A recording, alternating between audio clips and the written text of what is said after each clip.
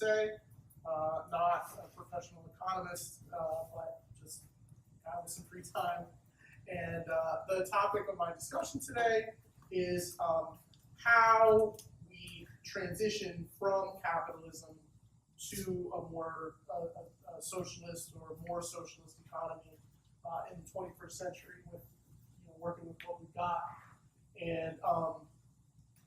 And so I want to basically just introduce a few concepts that are kind of floating around in the discourse, and then we can just kind of open it up to a more general discussion, and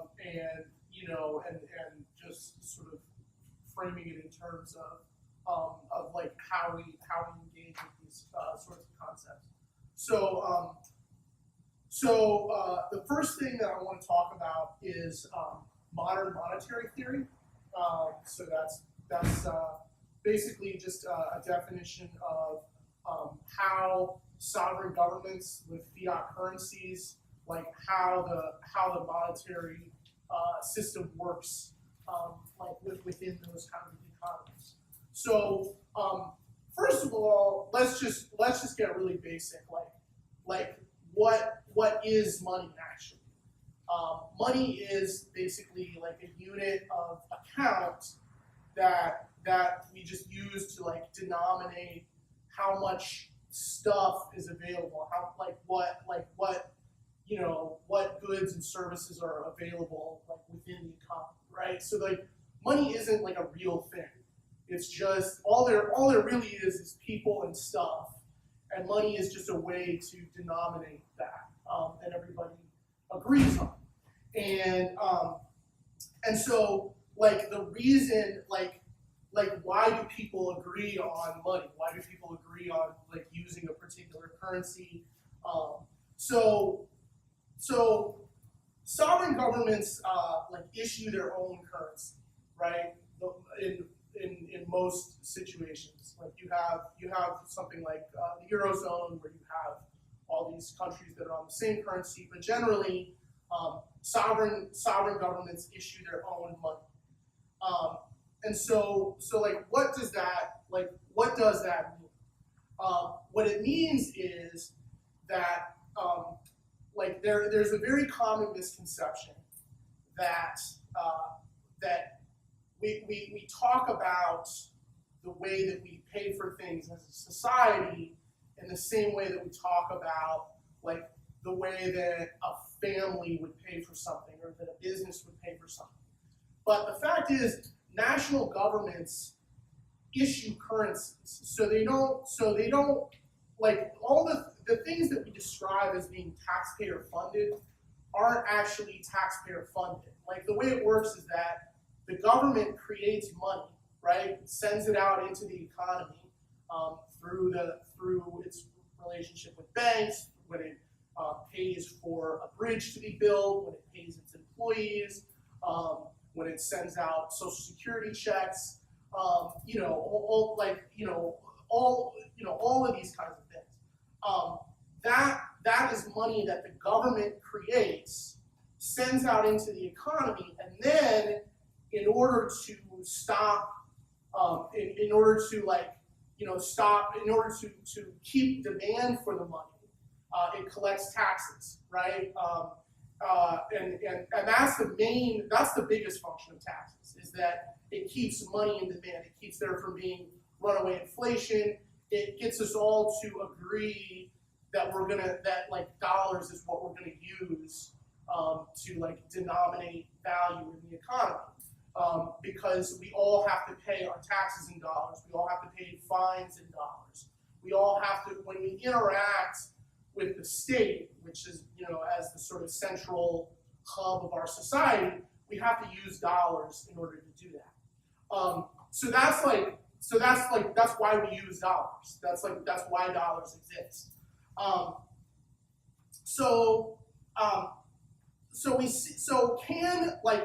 We hear a lot about like government debt, right?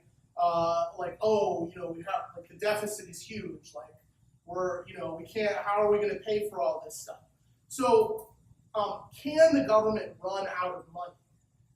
Now, like, here's the thing: when the government is borrowing money in like its own denominated currency, it can't run out of money.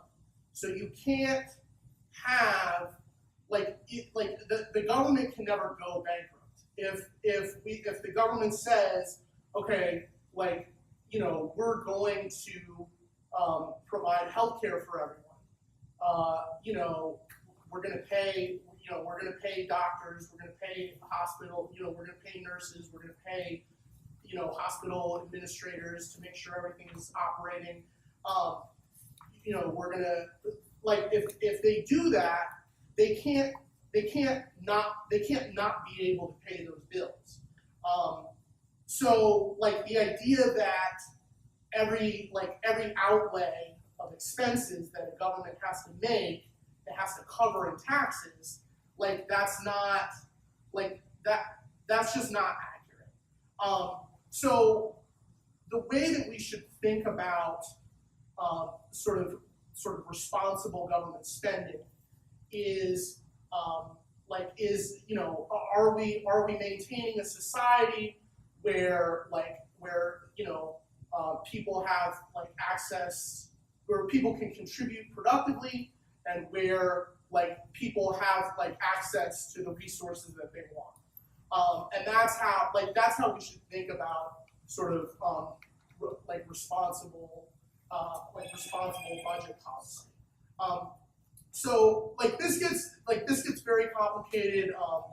There's, like, you know, there's a lot of ideas that are sort of associated with this. The fact that we can get rid of, like, treasury bonds and treasury bills and just rely on fiscal policy. The fact that you know, there's a whole bunch of other sort of associated ideas with it.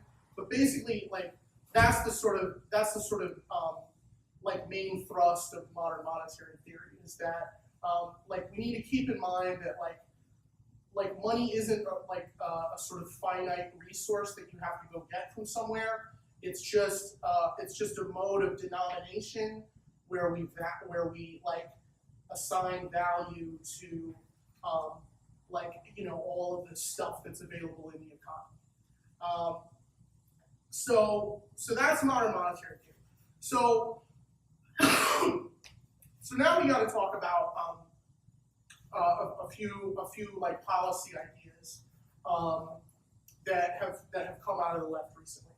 You've got we've got a lot of people talk about universal basic income, right? And how would that work? So, like, UBI basically is the idea that, like, we would send every American a check every month, and you know, we already do this with seniors, with Social Security. So this would be sort of expanding that to the entire population. So now, like, there's a couple of ways that this could work. Like, you know, as I just said before, you know, all the money ultimately, like, the money supply ultimately emanates from the government, right? And it's just like a bookkeeping system for, like, the real value that's in the economy. So one way that you could do it is the government could just credit bank accounts some you know, like, pre-agreed upon amount every month, and that's called helicopter money. Now that that would present a lot of problems because if that money isn't, like, actually tied to value that's being created in the economy, then it's like then you know, you have the potential to create runaway inflation. So there's basically two other ways that you could do it. You could do a sort of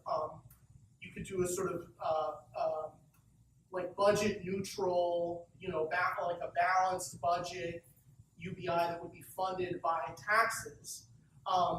But again, like, but that's sort of the default way that we talk about everything right now.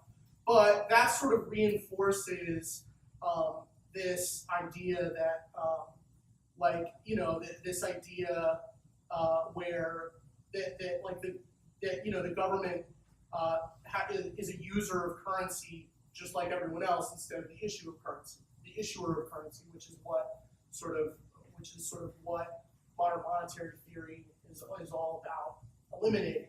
So then you have a third idea that is that you set up a social wealth fund, and you would base the payout of the UBI on the revenues generated by that social wealth fund. So if you operate that way, basically, if you would have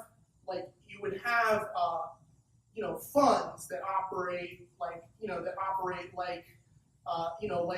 a hedge fund on Wall Street or whatever, that invest in companies, that buy up shares of the economy. They can invest in stocks, they can invest in real estate, they can invest in other revenue generating sectors of the economy, and then those profits that accrue to that fund get distributed out evenly in the form of a UBI. So that would be a way to do it, where the actual the actual value that's being created is tied to what's being paid out to people, and that's a way to do it where you actually kind of avoid the pitfalls of runaway inflation that you would get by just doing sort of helicopter money. So then the next thing that I want to talk about is a jobs guarantee.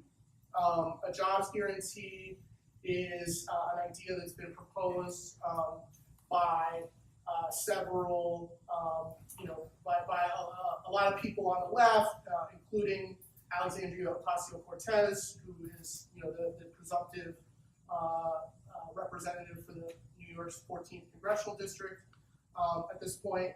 And a federal jobs guarantee would basically be a system where any unemployed person who wants to get a job could go to a sort of local government office and be given a job. Now there's a lot of sort of different ways that this can be set up with different levels of sort of local autonomy. Sort of a lot of people, some of the proposals say that all of those jobs have to be minimum wage, so that they can't, as private sector demand increases, those people can be pulled away. Some of the proposals, including Sandy Darity and Derek Hamilton, say that you actually don't have to pay everyone the minimum wage. You can pay some people more, and you can promote people within these job guarantee jobs. So that's and then others counter that would lead to runaway inflation. So that's another thing to consider. And then let's see, what was the next? Okay. Sorry. Well, so let's just slow down. All right. So just based on stuff that I've said so far, does anybody have just questions on what I've already gone over? Yes. Go ahead. You mentioned the UBI. Will Yes. it be in your scheme the same for everyone, or is it adjusted to the need? For example, someone that is ill needs more income to pay for it. So there are sort of different ways of thinking about this. A lot of people in the sort of more Silicon Valley, libertarian, sort of capitalist way of thinking, just want to pay out. They think we should just pay out an equal amount to everyone, right? and then like people who want more can be they're little like, can do little tasker apps that that like generate, that sort of generate more profit for capital.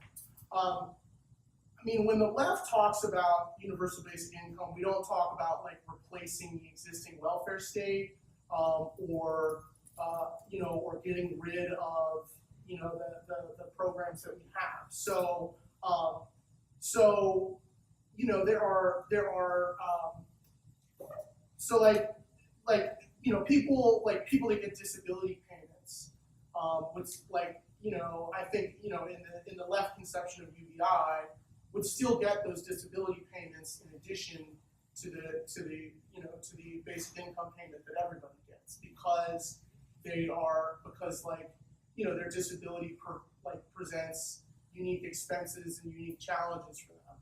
So that's that's sort of when the left talks about a UBI, we don't talk about it as sort of just sort of a one size fits all thing. But if you do not replace it, then how do you finance this new expense, this UBI, if you do not take anything away?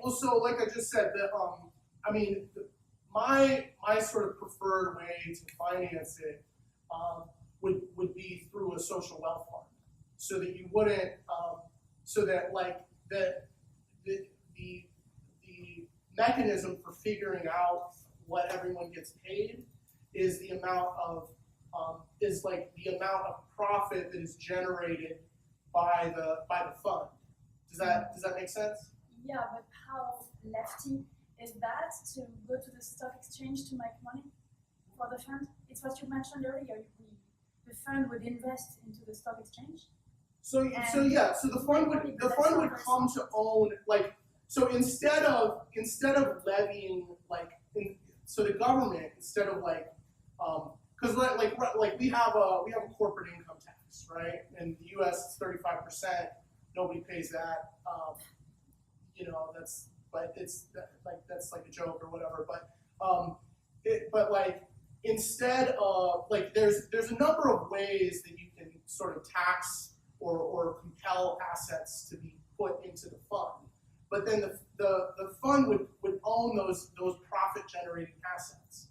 And so instead of private capitalists, instead of private actors owning those assets and reaping all the profits from those assets would be publicly owned by everyone equally, right? And so everyone gets a share of the profit that's generated by those assets. That's sort of the idea of how you would do UBI, wealth fund. I don't know if this is where you're going to, but Yeah. You would still have private hedge funds. Let's say you have a company that's worth $100 billion, and you have the state owns $20 billion worth, and then hedge funds own $80 billion. So you still have the capitalist logic. So it wouldn't stay. So the fund, in my conception of it, would gradually come to own a greater and greater and greater share of all of the profit generated, all of the profit generating assets in the economy.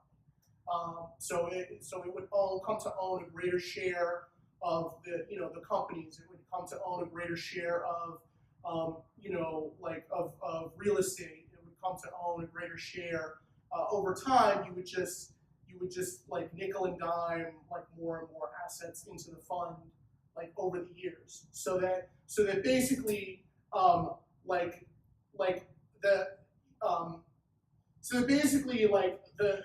gradually all of the sort of capital share of the wealth would come to be more and more equally owned by everyone. That's sort of the idea of it, is so that the distinction between labor share and capital share becomes less important, because capital share is distributed so widely, and then that happens in conjunction with an increase in automation, so that we have to work fewer hours to create the same level of abundance and prosperity. Does that make sense? Like the state would buy it on the open exchanges from the hedge funds more and more. So some of it, like some of it would be done that way, right? But if like the state, if the state, you know, comes to you know, it would like purchase certain kinds of assets. But some kinds of things could actually be compelled, like for shares of companies, there's like, you know, you can, instead of charging a corporate income tax, you can just charge them shares every year, like a great, you know, you can just charge them like a set, you know, some portion of like whatever profits they made, you know, that number of shares each year, and then gradually like the fund comes to own a greater and greater share of the company. Yeah. So okay. Let's see.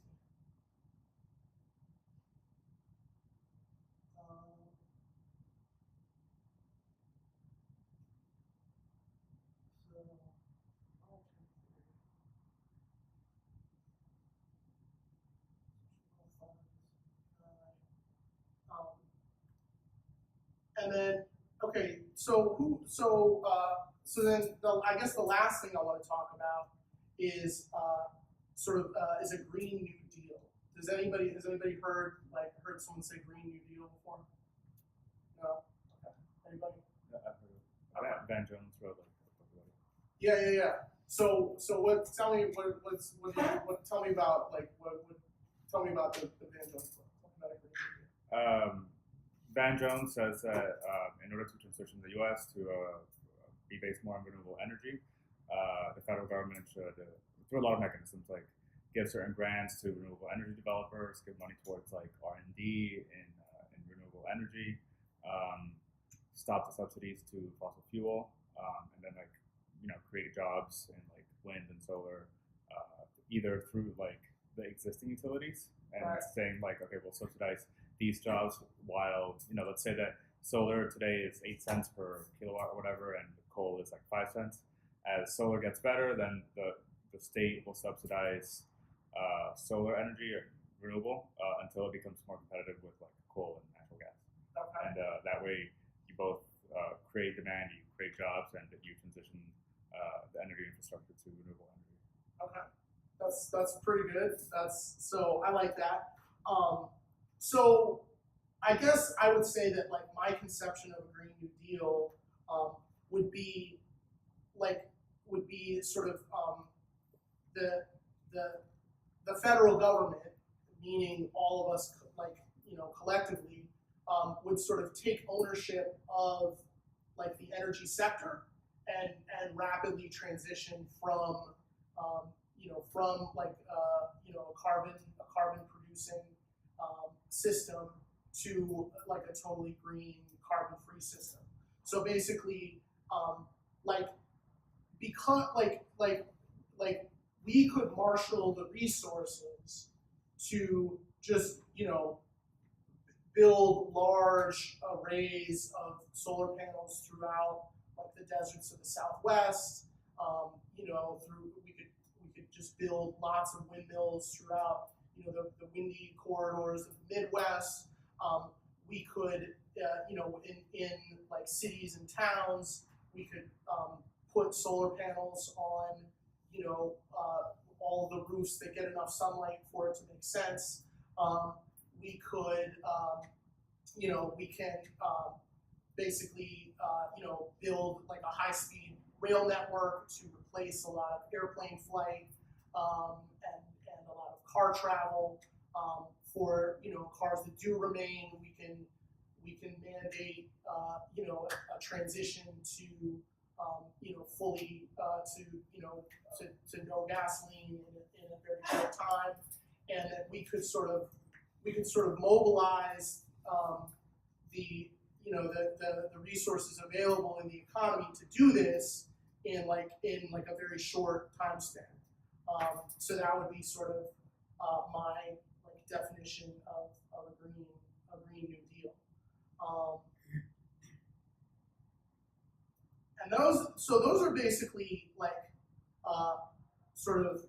those are all sort of the basic like concepts that I think are like being talked about a lot within the discourse. So now I just kind of want to open it up more to discussion, and I just want to like kind of like let y'all just sort of throw out ideas and talk about like how do we get from capitalism to socialism, like in an economic sense? What is it?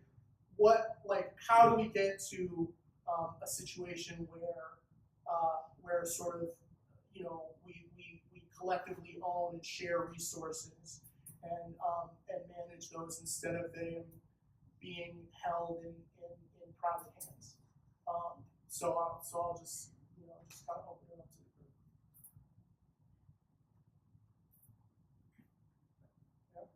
Well, one thing that I'm, in relation to this discussion, I'm curious about is like a lot of these seem to be relatively transitional and kind of like require the cooperation of capitalists, and at a certain point they would just say no. So, for example, like the idea that the state will just say, we're going to buy. You have to give us shares every year, and eventually we'll own your company. Right. Like at a certain point, like even immediately, like the capitalist gas would just be like, excuse me, like we're not going to do that. So I think,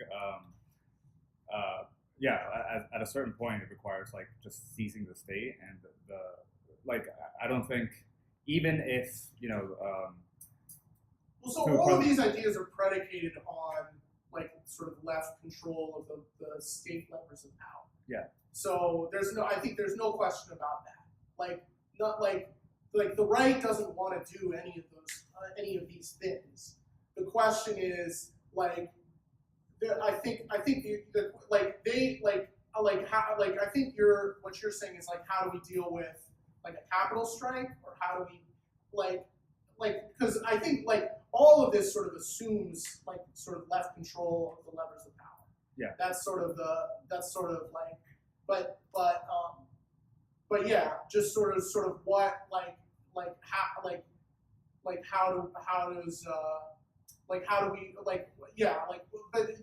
keep continue your thought. Well, so basically, like you could either, if the left is truly in power, then you could just be like, okay, like HP, we don't really need the hedge funds, and the capital trust like really owning it. So now you just liquidate it, like no more assets for you. We take all the shares, and that's it. You don't have to compensate them, fully. If it's more of a transitional thing, and let's say like DSA has like 60% of Congress. Right. At a certain point, like the military would be like, this is violating the Constitution, and we're creating like an emergency state, and we're suspending the Congress. And this type of stuff has happened, obviously, like both in Europe and Latin America, where the military, to uphold the state that respects property rights, just stops a leftist government in a constitutional way.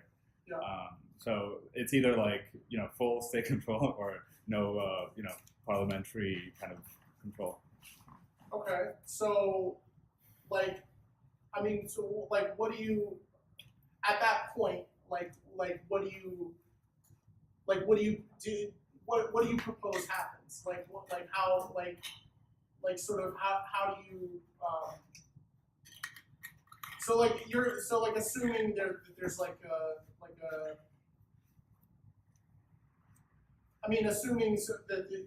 there's some sort of like military coup, what would you do to sort of prevent that from happening? Depends on the scenario. Like, are we assuming that the left holds a big majority in the parliament? Yeah. Well, you'll have elements of the military that will side with the left. You'll have those that don't. The point will be to defeat those that are kind of like rising against the leftist state. Do you feel like it's worth it from a capitalist perspective? If they're still if we get to a point where the wealth fund owns half the company, and or the collection of smaller wealth funds owns half the company, and they still these private actors still own the other half. From their perspective, do you feel like it's it's worth like destroying the entire society through like through like a violent military coup and like destruction of the state, or do you feel like that it would be like the path of least resistance to just sort of like like gradually like just sort of because at some point if we do this, and it's just because to me the risk is like if we try to do everything like immediately, then you do get that like violent clash or whatever. The benefit of sort of trying to do it gradually is that as long as the incentive for capital to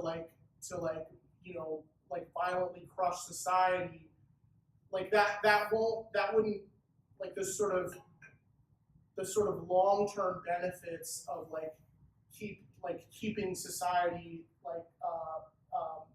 keeping the class structure of society don't sort of outweigh the short-term loss of them breaking down everything and not being able to make profit for 10 years, 15 years, however long it takes. Well, I mean, obviously this is a different question than transitioning to socialist economy, but I think in their view, they would be like, oh, we'll take back power and then we'll roll back all these things within a year. Right. They're not thinking oh, is this going to create massive, and it might not. In such a scenario, you can imagine the capitalist class taking back over in a transitional military government, whatever, sure. and just being we're getting rid of all these things and going back to the way things were in 2015, let's say, assuming it's a future 10 years. So in their view, they expect a quick restoration. Okay. Go ahead. I have two things that I want to bring up. Yeah. So there are two fundamental things I want to see kind of answered. Right. Number one, I mean, society, the way it functions, right? Everything is in a constant cycle of production and consumption. Yeah. Right? If you make hamburgers, you produce hamburgers. Right. Right? And then you get money from that, and then you consume, sure. your housing and everything. So obviously, if we're going to have life and prosperity, we need to make sure that we order society in a way that it produces as much or more than it consumes. Right. Right? Because if we're consuming more than we're producing, we're running out of stuff. Sure. Right? There's no getting around that. You can't consume more than you produce. Exactly. So right now, the way things work in a free capitalist society, every person and every company is constantly using monetary calculation. Every business does profit and loss calculation. Every business, if you're a restaurant, you produce 1,000 meals a month. Sure. You increase the economic pie, right? That is your production, your sales revenue.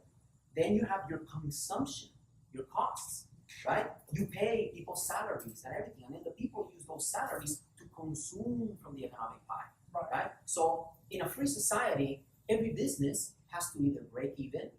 If you're profitable, it means that you're producing more than you're consuming. Sure. So you're making the economic pie bigger, right? No.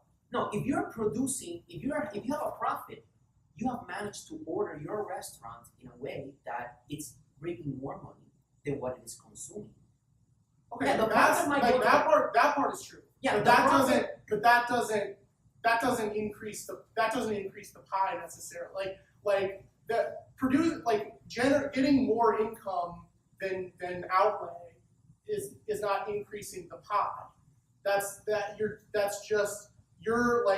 You're meeting a need, and then if you're the owner, you're being rewarded in excess of what you had to spend to meet that you demand managed or whatever. to meet that, to produce something, you managed to produce it with less. I mean, I understand that it is the capitalist, it is the business owner that has all the extra profit. Sure. But the fact that in order for you to produce your 1,000 meals, you produce 1,000 meals and you consume a certain amount of wealth, but the economic pie is going.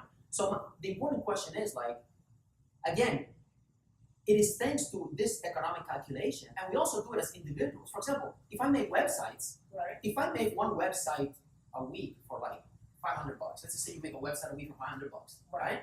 You are producing $500 worth of websites every week. So that also does a check on my consumption. I can't go out there and buy 20,000 automobiles and consume all that wealth because I only produce a certain amount, right? So right now, this is the way the world works, you know? The more we work, if we work more hours and we produce more, we get more money and then we can consume more. So my question, markets don't calculate things correctly based on how much like value they actually add to human life. Like, so then how would you do that calculation? Well, so markets come close. Like they're good. Like they actually like they're pretty good at sort of figuring out like the relative valuation of things. Where they fail is that they highly favor like the tastes of the very wealthy, right? And they create the very wealthy and they create the very poor. So they like markets create this like striation of society, and then like the value of things that are produced is warped toward the things that the wealthy like prefer to be produced for them. So the way that like a sort of market socialist approach deals with this, a sort of like wealth fund, you know, UBI socialist approach, and a federal jobs guarantee approach, is they say, okay, we have like we can produce you know all of this value. We have all these people. You know, we have these productive resources. We have this technology that's available to us. We have this land that's available to us, and like we can do a lot, you know, a number of different things with that. We can sort of use the logic of the market to determine like, you know, sort of how much we need of this or the other thing, but where the market fails and creates these very poor and wealthy people and overvalues like the kinds of consumption that the very wealthy want to do, we can like, you know, and sort of overvalues like the kinds of production that they want to do that's going to you know, like increase their own profits. We can say, no, like actually that production doesn't benefit very many people. It only benefits you guys. So we're going to do this kind of production instead that benefits everybody more equally. That's sort of the idea. Does that make sense? I mean, there's much to discuss there, but right. You brought up market socialist. Right. So what kind of, because I'm thinking, I mean, socialism, 100% socialism, you're saying like the fund will keep buying up more companies, right. You know, reducing the private sector, right? Right, but there wouldn't necessarily just be one fund, or there wouldn't be one like manager of the fund. You would still have competition within that because like you would still like you could still use market mechanisms to sort of figure out like where to allocate you know, like more or fewer resources. But the point is that those profits that get generated shouldn't all go to one person or one small group of people. They should belong to everyone equally. So we can use the calculating power of the market, but we don't have to accede to this sort of you know, stratiating power. No, I think I see where you're going. I think you just right. want to fix the market. You want to make it fair. No, you're not that's not because because fixing like I don't want to have I don't want to have a market. Well, first of all, I think I view this as transitional.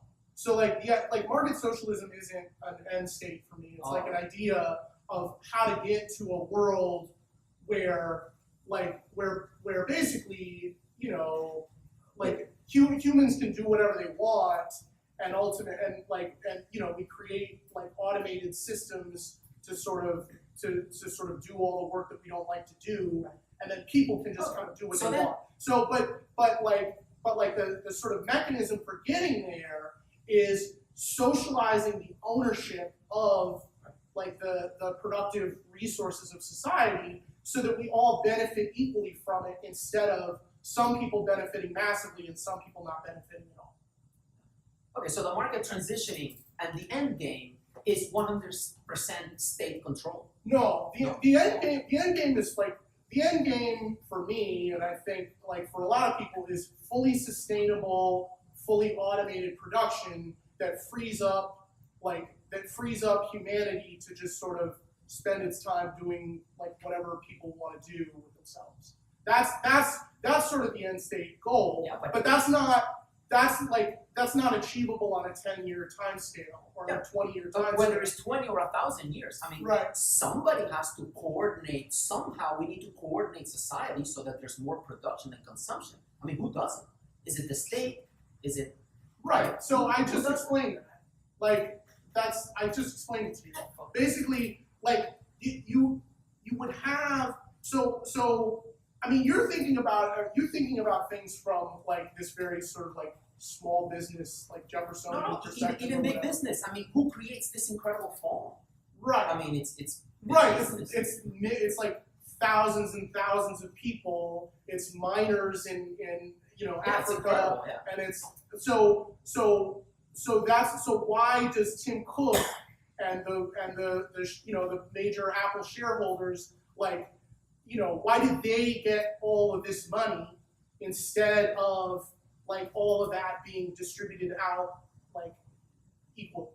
Does that make sense? Well, I think to answer that concern, like, so there's the view that yes, the state should, in this fully automated society, manage all the automated systems, and then there's another view that's confederations of like locally based producers that it's democratic control. So like Dade County's automated system should be managed through an assembly of people in Dade County.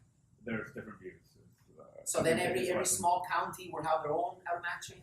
That's one view. There's another view that thinks to be centralized. But I mean, is that sustainable? I mean, how can every county have its own phone? That's one view. That's one view. I'm saying like plant? You could have like our own system for managing the water supply, and then for something like coordinating high-tech innovation, it could be like a national organization. So there's a view that yes, the states would do that. Otherwise, it would be like a voluntary confederation. Yeah, so in the interim, like in the transitional, like what you call market socialist days, right. Like what does democratic control of the economy look like during that period? And then maybe that will, kind of address some of the. So basically, so if we're specifically like looking at the idea of wealth fund socialism,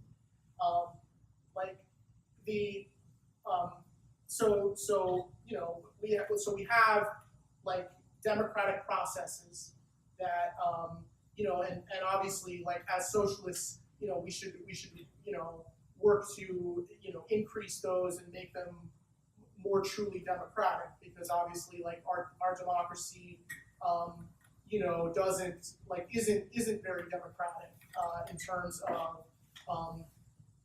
like the actual like participation in these processes is very sort of pyramid shaped. So with that as a preface, with the idea that like all of our sort of electoral processes should be more democratic, then like with the state basically the sort of the democratically created state is like the one who like sort of sets the rules about these funds and hires the managers, and the managers are given a mandate to vote on like how these companies are managed in such a way that like benefits everybody, that doesn't pollute the environment, that doesn't exploit that company's particular workers and undervalue their labor, that doesn't put people in danger, so you create so the sort of the democratic control, and then also we need to build, we still need a strong like labor movement that can like negotiate with those companies, even though they're under democratic control, that can like serve to advocate for the interests of the workers in that company, for the work that they're doing. So now that does create a tension where workers for an individual firm, like their interest is in maximizing their own wages, which decreases all other things being equal, like decreases the profits for that firm, so that decreases the amount that that social wealth fund can like spit out in the form of a UBI. So that is a tension, but there's ways to manage that. We can switch to more like sectoral bargaining, which is something that they do in a lot of European countries, and particularly like Scandinavian countries. They, instead of unions negotiating with an individual company, like they negotiate with a sector of the economy. So that's a way to sort of deal with that like friction. The second related concern was, so if the end game is ultimately, obviously the end game is to get rid of the market, to get rid of the capitalists, the business owners who are making a greedy profit, right? Ultimately, we want the state to ensure everything is done like fairly. So right? ultimately, ultimately the idea is freedom, like prosperity and like freedom from the burden of work. So ultimately the goal is to like have people not have to do work that they don't want to do. That's the ultimate goal. So in the meantime, like the goal is to like for the work that is done to be like enjoyed collectively by everyone. Does that? Yeah. I think we all want a world where we don't have to work that much and have all these great things. Right. And in reality, if we look at the history of mankind, I mean, on average, we have to work a lot less and we can afford a lot more. I mean, that's been the trend the last. I mean, you can be a broke-ass American now. You have a far better life than the Vanderbilts had. They didn't even have AC back in the day. They couldn't travel. They didn't have shit. They didn't have medicine. Okay, you're still like beholden to boss. You're still like you like. I know we want to create a world where people aren't like exercising coercive power over one another. Right? That's the idea. Right. So the real question was like, so how do we, if we get to the end, if we get rid of the capitalist system, all the greedy business owners that are able to like fire anyone if they don't like them, right? If we abolish that and we finally get to where the state, controls things and make sure that they're all done nice and equally. So how are we going to generate like knowledge and superior ideas and ensure that we have millions of people that are super motivated to create the best ideas, and that those ideas, that the best ideas are able to spread through society and make society better and better and better. That's not, because that is ultimately what has us where we are. Where in what I have described suppresses the creation of ideas? I mean, why is it that BMW and Chevy and Audi and Volkswagen, and why is it that all of those companies have to constantly be innovating? And whenever somebody comes up with an innovation, when somebody puts like power door locks or power windows, I don't know who did it. I don't know if it was Toyota or Chevy. As soon as somebody comes up with an innovation, all the competitors are forced to What is it about the system that I've described that would not allow that to occur? Because you can only have competition, right? If the people are free to choose among competitor, BMW and Chevy and Audi, they are forced. I'm going to ask it again. Yeah. What is it about what I have described that gets rid of choices and like you're viewing all of society you are through the lens of describing consumer choices. Yes. Okay. Consumer choices. That's dope. First of all, nothing I've described gets rid of the existence of consumer choices. Of course. Second of all, The state is Second of monopoly. all, that's like not the only lens of like what a liberated society looks like.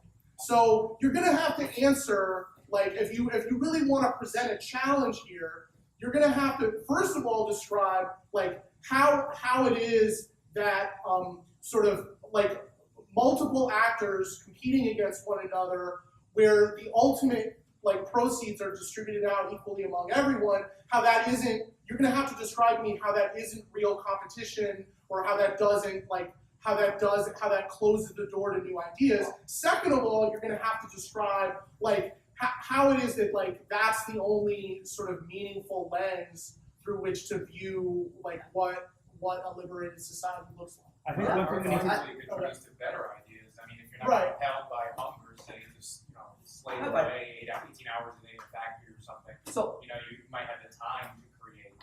when Really? BMW, go ahead, Charles, you were talking. Oh yeah, no, I just was gonna say like I mean there's like a lot of back and forth here, so like maybe we should just like rein it in a little. Oh, Okay. I was gonna answer that, but Right. Okay. No. But well, yeah. So when we talk about, in my opinion, like like Joaquin said, like yeah, I think there'd be more actual potential for innovation and creation of new stuff, because like if you think about like how society is organized now, like my capacity is extremely limited to like create and innovate, because like I have to, like I am reduced to wage labor, right? Now if you liberate all of these people from that, like they're free to engage in all kinds of like experimentation and innovation and so on and so forth, and like I think that only as society is organized now, only like a fraction of people actually are able to like harness and utilize their full creative capacities. I'd just like to say, change for the sake of change is not innovation. I don't consider, whatever the 2019 model of a car versus 2018 model of a car, there's not much innovation between them. We were at a talk here last night about climate change, and there's all the, everyone in the room should know, the world is about to explode, and there's things that we could do, research that needs to be done. We could scrub all the carbon from the atmosphere. No one's doing that. That's true innovation. We could actually keep living on this world that we will no longer be able to live on under the current course, but nobody is trying to do anything to innovate and come up with ideas how to do that. That's true innovation. That's innovation that can only be produced by a socialist economy. And like adding like a different lock on the door is what innovation under the capitalist economy tells you. And moreover, it's what the capitalist economy tells you is innovation. So they tell you, this is innovative. Look at this new car. This is innovative. Look at this giant, luxury apartment that you can't afford to live in. But don't worry, it's innovation. Like I've seen Bill Gates' house. He's got 1 million fucking gadgets and gizmos. I don't have those. That's not innovation. Oh, And just I'm not defending the current system. to get on that train of I thought, just wanna to continue your train of thought, I mean, there's like multiple examples of like the for-profit incentive actually stifling innovation, where it's like the electric car or like medicine. Like there's like multiple instances in history where we've actually been set back from like progress, because having that cure, moving away from fossil fuels has actually been stifled by the for-profit incentive. My man Elon named his company after the guy who wanted free electricity for everyone. No, I mean, you gotta his ass, bro. Go ahead. I think the other piece that we have to remember about innovation in capitalist society is that innovation is already subsidized by the state. Like I'm against all that. Oh, no, I'm not defending our messed up system, so don't get the wrong idea. No, I actually support that. Like, Okay. the state actually subsidizes the basic research that takes place at research institutes and universities, and then that's when all BMW and so on jump in, and they're like, oh, somebody discovered how to do it. Now we're gonna like commercialize it. That's where like they jump in and they compete. But the actual R&D and the basic innovation, that's the how to actually do the thing, that's subsidized by the state. The capitalists just commercialize it and put it into their car. No, I mean, I understand how, So since the government, I understand the government funds a lot of research and a lot of things come out of that. Yeah. So to your point is that like even today the incentive is not within the profit side of it, it's within academia and research institutes and so on and so forth. I mean, to some degree that is true. I understand that the government does a lot of research and a lot of good comes out of it. I mean, that I agree with. I wanted to sort of maybe take I guess it was step back. I was talking to Charles earlier about the early Marx, or young Marx, right? And I guess echoing young Marx, I saw this this interview. I forget the name of the show on Fox News, like Marx something. And they were interviewing Richard Wolff, Yeah. Wolff, and he was talking about sort of downside of UBI, right? And I thought his point was pretty astute, right? So the same kind of societal tensions that exists now, say with the welfare system we have today, would still exist under a sort of UBI where you have a certain class of people who essentially get money for not working, right? And you're still going to have a productive class, in other words, people who still work.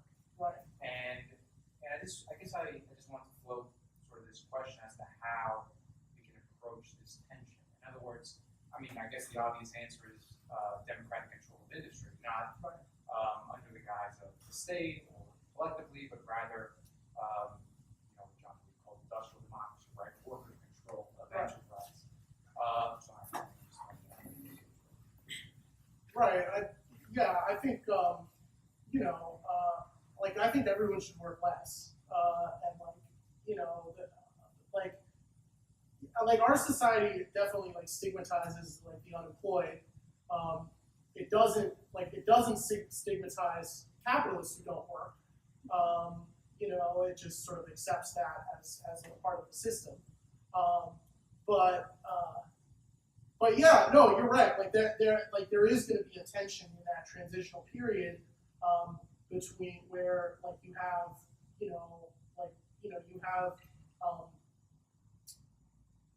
people but I mean already the way it works is half of the people in our society don't work or whatever. Half the people don't earn a market income. So I'm talking about seniors, children, disabled people, people who are caring for someone in one of those categories, students who who are full-time students who many of whom don't work or only work a small amount. That's already about half of the people in society. The sort of the question is, but I think that that as that the way that you deal with that, I think Wolff's point makes a lot of sense if you're talking about what I described earlier, a helicopter UBI. So where the government is just creating money, it's just crediting bank accounts or whatever. But I think if you actually link it to value that's being created in the economy, through a social wealth fund, setup of it, there's sort of a much lower risk of that because people won't actually be able to live off of a UBI until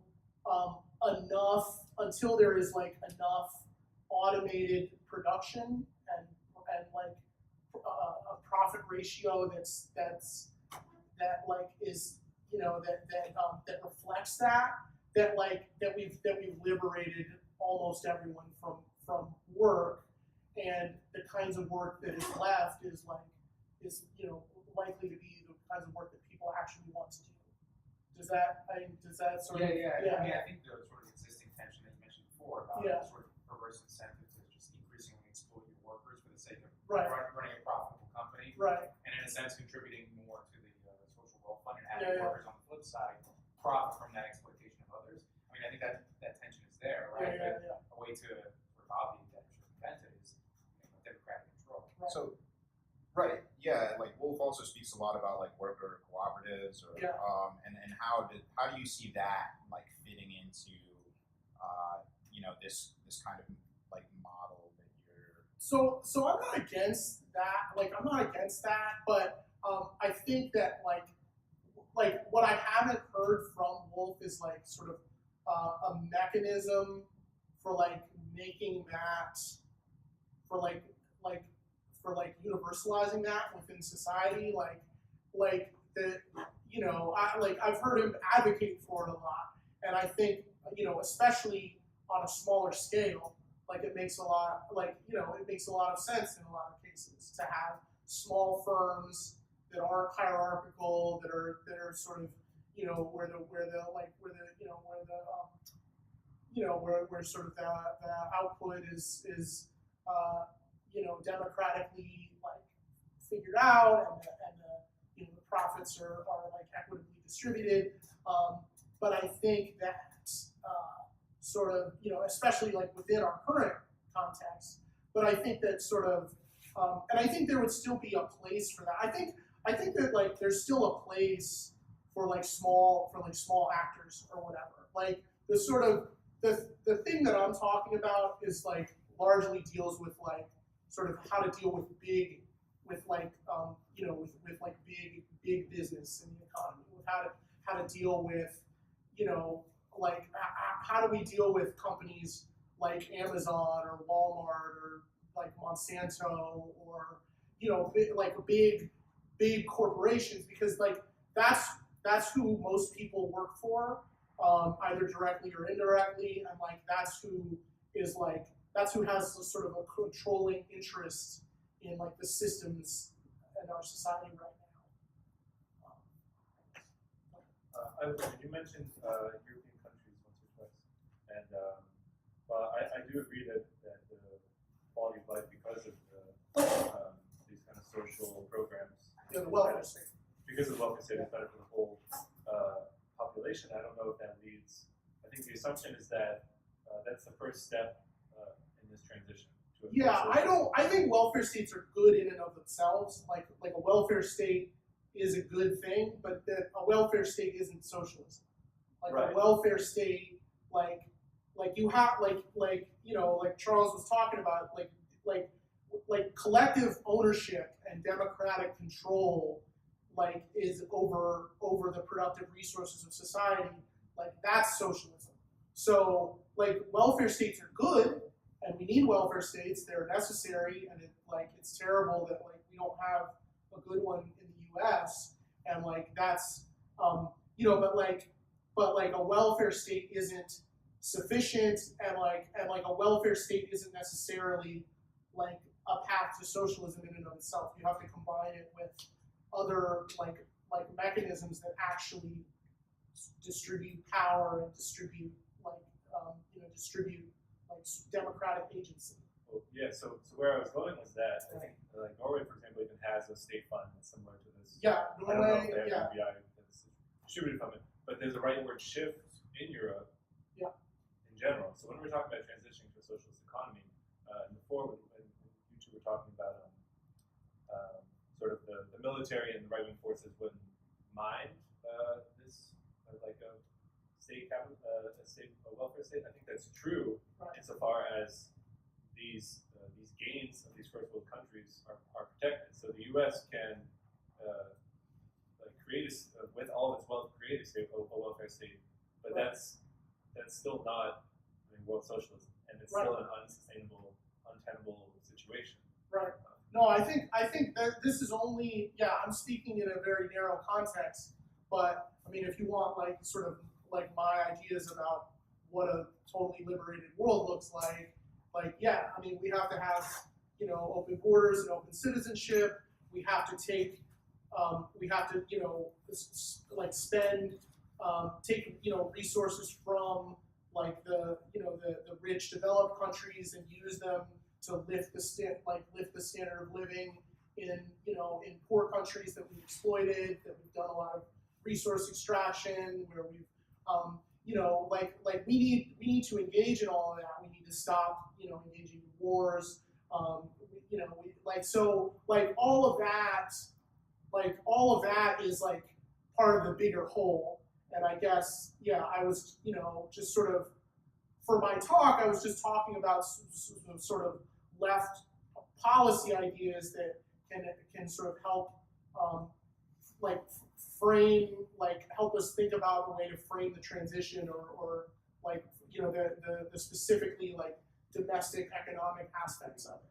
Yeah, I just Yeah. wonder whether it is a step. I know it's a step to alleviating pain, suffering in the United States right now. Right. But does it? I guess the thinking goes something like, if we all had healthcare, then you wouldn't need to take that bad job just for its healthcare and things like that, and then Right. you would be able to, I don't know, go on strike more because you Sure. already have healthcare. But I think that I'm not sure if these things have a fundamental like world socialist element. If you understand what I mean, like they Right. are good, but do they actually get at the fundamental contradictions in the world? And that's the Well, I don't question think for I don't everyone. think they detract from it. I mean, we could probably agree on that at Well, least, right? I guess I would agree that they probably don't detract from it, but it's possible that it could make one country, like for example, maybe the United States, then the rhetoric becomes we have to protect this beautiful thing we have, other people want to ruin it. We're so wealthy, we share everything amongst our society. Like Right. something like that is possible. Yeah. To envision. Like that is what what a lot of people in the Scandinavian right, like talk about, but like I think that like it would be harder to pull off in the United States because we don't have like we're not a nation, right? We're a state, but we're not like a homogenous culture already. So we already we have people like that are from so many places, and also like the specific political composition, like if it's the left that puts all this stuff into place, like we have an ideology, and it's not that. It's not let's make our shit nice and keep everyone else out. So like I think I see like the criticism or whatever, but like I think that if we win, then we don't we're insulated from that because it's us who did the winning. Does that sort of make sense? Well, I mean, I don't think that. Well, what is the left? I guess is debatable, but like Right. I don't. I mean, Sweden under like an ostensibly like leftist government is also like deporting people. Yeah. Exploiting creating foreign, alternative exploiting foreign labor. criminal. Yeah. So I guess my question would be if we have can we have this model in one country? Right. Because ultimately Right. I don't think so.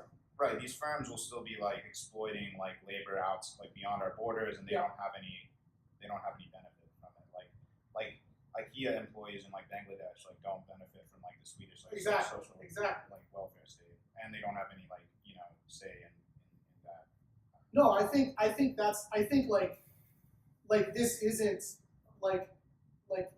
this isn't a panacea, and it isn't it doesn't get us the kind of internationalism that we need. There's a lot of other stuff that we have to do.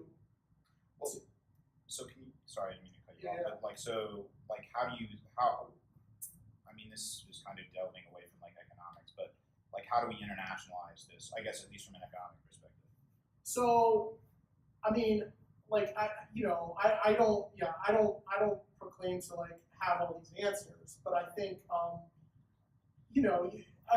first of all, I think the democratic control of the supply chains, of the democratic control of these companies, can we can use that power to make their supply chains more ethical or whatever. But yeah, that's not an answer by itself. You're certainly right that it's not sufficient. I think one thing that would be likely to happen is that under this kind of regime, there would be less incentive to like sort of make use of these disparities in labor costs and like environmental regulations, because people people would want production to be closer to home if it means like more jobs for their community, that and it's jobs that pay well.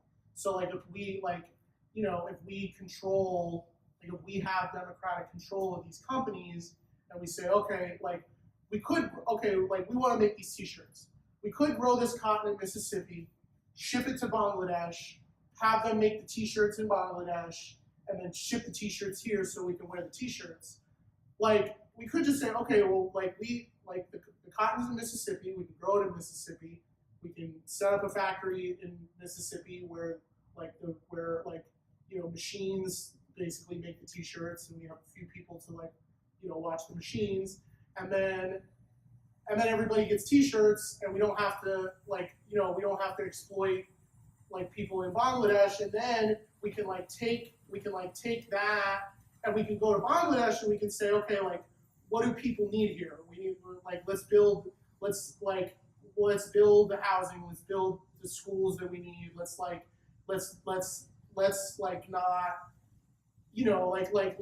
actually have let's create a good society here too, or whatever. But that's like national chauvinism. Like, who's to say that the labor aristocracy of the U.S. is more deserving of the factory than the labor aristocracy? Yeah, you just killed a job in Bangladesh. Yeah.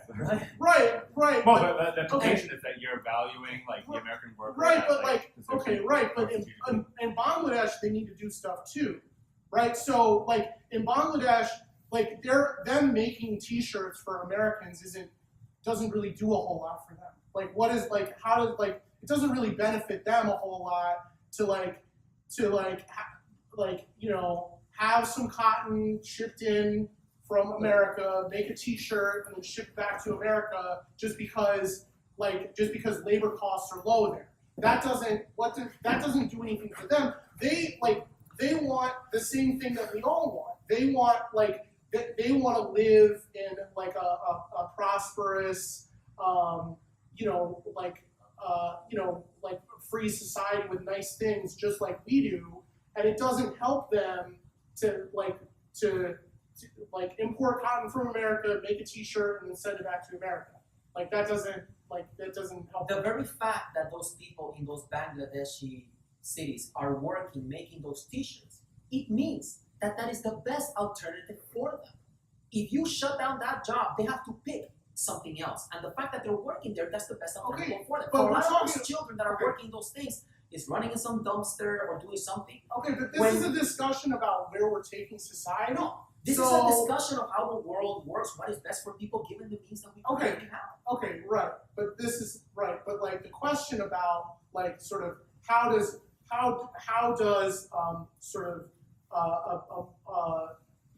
a socially owned economy where the firms ultimately, where the profits of the firms ultimately are distributed out to everyone in our society equally, how does that get us to an internationally liberated world? And what I'm saying is, everywhere that we implement this, what it's going to do is it's going to eliminate sort of unnecessary and unproductive trade that's only being engaged in to utilize the disparities in things like labor costs, environmental differences, differences in labor regulations, how you can treat your workers. No, but that's a big part of why jobs get shipped overseas and why things get internationalized is because of those disparities. The disparities in how much you're allowed to pollute in one country versus another. That's awful. How much you're okay. So that's what I'm saying is we need to create a world where where everyone is where everyone is prosperous and nobody pollutes. And so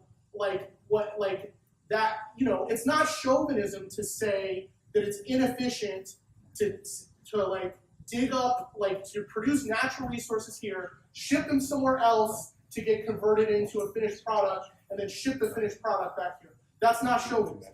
That's just basic like efficiency and like good sound thinking. Okay. So, I think this is like we're imagining like a scenario in the future that has kind of like echoes of past scenarios, which is a question of international solidarity. Right. And I think what you're advocating for is essentially like ethical consumption. Like, you know, the left takes power in the U.S. and then we use our market power to say no, no sweatshops and no environmental degradation in the third world. Right. We're going to buy from countries that are doing it well. But I think what we have to remember is like these are class antagonisms in those societies as well. So at a certain point, just like Cuba gave aid to the Angolan revolutionaries, Right. just like the Soviet Union gave aid to tons of revolutions throughout the world, Right. Vietnamese farmers and so on. That's a question that, like, I think ethical consumption it won't work. At a certain point, assuming that the left takes power in some parts of the first world, it will have to fight the class enemies in the third world, and that means potentially sending people with guns to help our comrades in those countries, Right. or helping them whatever way they need. And at a certain point, there is a question. It's not a question of like, okay, which producer do we help using our tax dollar, voting with the tax dollars, but rather, how do we help the class antagonism unfold itself such that the workers win? I agree with. I think that's correct or whatever. Just gotta kill a bunch of people that disagree. No. Well, if that's they're like destroying threatening society, yeah, you get rid of that. Yeah, I mean, if the rich and powerful in Bangladesh are like, doing a genocide on the poor in Bangladesh, then I mean, what steps do you take or whatever? But I think like we kind of like that's sort of outside the scope of like the stuff that I like know about or whatever. That's like outside the scope of like, I think like I understand like you can't, like nothing is really separate. You can't like, you can't consider it separately. I'm just saying like in general, like it makes like, it doesn't make sense to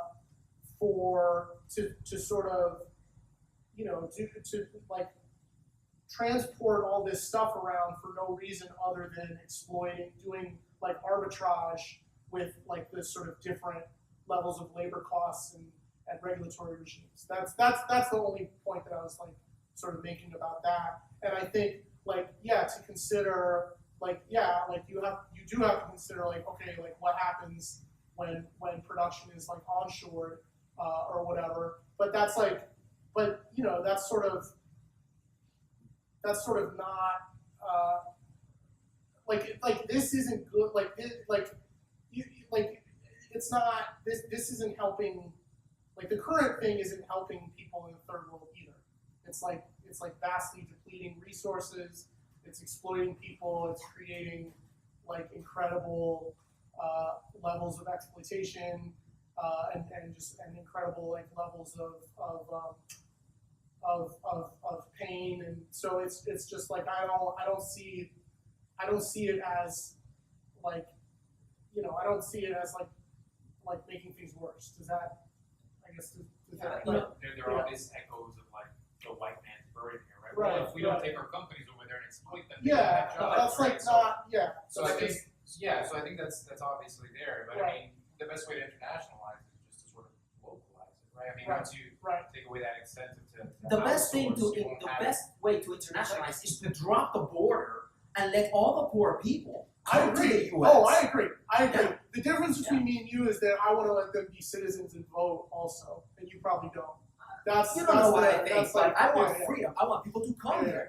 here. First of all, when people in third world countries, for example, like South Korea was very poor. But when you let foreign capital, if you're over there and you're picking rice by your hands, Yeah. you're lucky that an American company can set up a factory. So now you're working with technology and you become far more productive.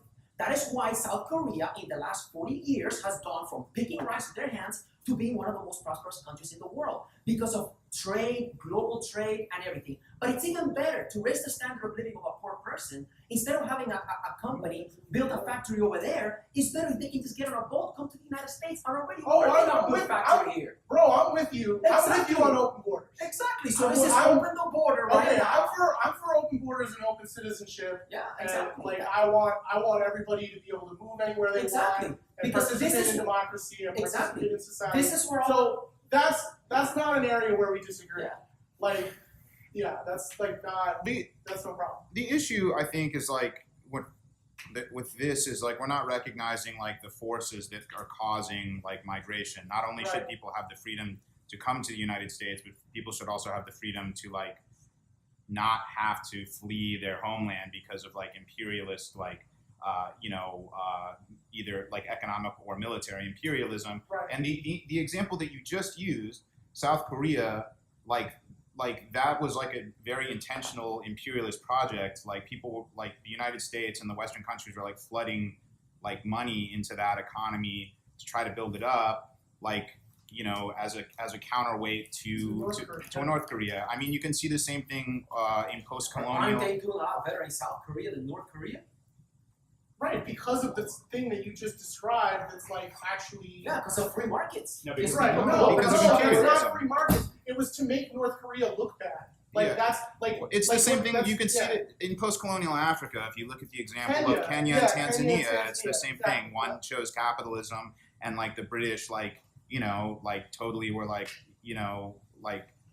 just made it a showpiece or whatever. And Tanzania chose like a socialist economy.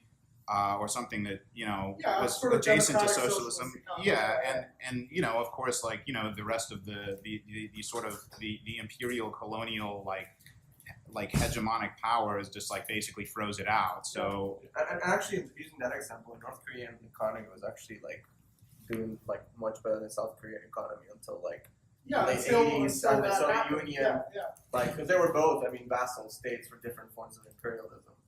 right. And now the North Korean economy is actually on the uptick.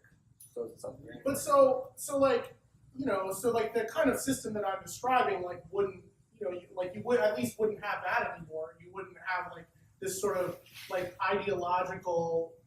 ideologically motivated like sort of system of like trade apartheid or whatever. I don't think that's I think that like you like this wouldn't like you were saying, this wouldn't solve like all of those problems, but it would at least like eliminate some of the ones that we've seen. Yeah, go ahead. I just want like maybe after this we can like wrap up the Yeah, live yeah, stream, for and sure. if you want to have Do some you want closing remarks. You go and then she goes and then we'll. No, I don't have anything to say. Oh, okay. But yeah, you can like maybe Yeah, she yeah. can go and then you Yeah, can have some closing remarks. Okay, cool. No, I don't need any closing. We can just. Okay. I was just thinking the system you've been describing, the state controlling sort of the distribution of the wealth, etc., is not for tomorrow. It's not now. It will take a long time to go there. Yes. And I'm just thinking that the cooperative companies that you touched upon earlier are a great transition means because it's something that can be built at a small scale. We don't need to wait Right. 100 states to be left to Yeah, start that. And it actually empowers the people, so we will have the innovation, we will overcome the company against workers Right. stuff because everyone has the same interest. Right. The company is the workers. Yeah. And it looks like it can be a first step, and even a not super left state, just middle left state can make laws to help them to favor that. Yeah. So, Yeah, See no, it as a transition I'm the step. sort of Wolfian worker co-op thing. I think it's dope. I think it's great for like, but yeah, I just don't see it as sort of replacing. I don't see it as a way to organize sort of the large productive forces in society. But I think it's on a smaller scale, at like you're saying, at a local level, like it definitely makes sense. And I think if you could do it at a large level, it would be cool too. But I don't see a way. I just don't see like a way. I don't see like a sort of a set of laws or a set of policies that could bring that about. Do you have ideas on that, or do you like?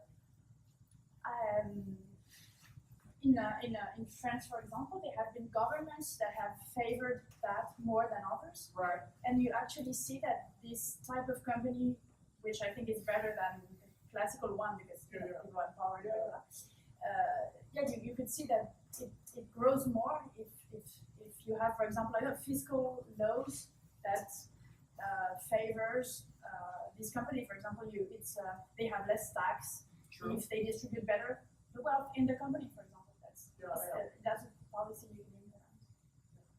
Maybe I'll make one more comment. I do think an important part of this is also what jobs are created. That's not all equal, and that's why it's important that you mentioned the Green New Deal, because that is, it is fraught with some of the same complications, but a Green New Deal would help fight climate change, which is affecting the whole world, and which, by the way, is going to affect Bangladesh with this more than the USA in terms of Bangladesh, more food insecurity, and more subject to these. It does still connect on these problems because if it's successful, then countries that operate on oil aren't going to do well, which includes places like Venezuela, for example. But we do need to point out that not all of these jobs. We should stop talking about clothes because we don't want to make more clothes. We all have a lot of clothes. Speak for yourself, bro. We want to make jobs in these things that would define a new socialist economy. There are ways to do it. They're not all equal. For sure. No, that's a good point. T-shirts is just an easy example because it's an easy example of a raw material that is plentiful in the U.S. that we then send to other places to make something and then bring back here. But there's other examples of that are more useful than T-shirts. But thank you guys so much. I know I came in kind of rough.